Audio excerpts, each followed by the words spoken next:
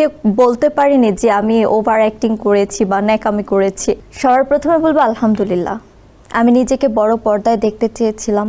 Finally jazz মাল্টিমিডিয়ার ময়না সিনেমার মাধ্যমে নিজেকে বড় পর্দায় দেখলাম।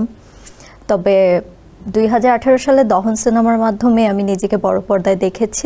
তবে ওইখানে 3 জন নায়িকার মধ্যে আমি একজন ছিলাম। তবে একদম লিড কাস্টিং হিসেবে অ্যাজ এ হিরোইন আপনার মুক্তি সিনেমার মাধ্যমে আমি পরিচিতি লাভ করি সবার মাঝে। তবে মুক্তি সিনেমা এখন রিলিজ হয়নি, এটা সামনে রিলিজ হবে। ফাইনালি আমার থার্ড ফিল্ম হচ্ছে ময়না।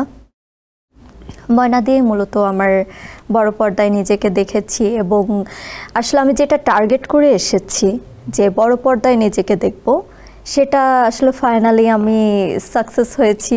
বড় পর্দায় নিজেকে দেখেছি, তাও প্রথম সিনেমা একদম নারী কেন্দ্রিক, যেখানে স্ক্রিনে আমাকে 80% সময় নিজেকে মানে ক্যারেক্টারগুলো প্লে করতে হবে এবং অডিয়েন্সদের অনেক বেশি ভালোবাসা পেয়েছি, অনেক সাপোর্ট পেয়েছি, তাদের কাছে আসলে অনেক প্রশংসিত হয়েছি।